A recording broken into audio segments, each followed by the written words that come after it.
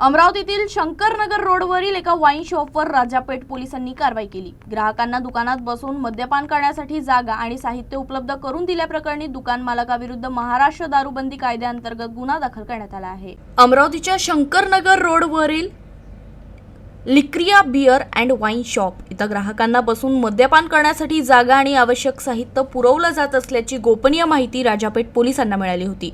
त्यानुसार पोलिसांनी दुकानावर छापा टाकून कारवाई केली।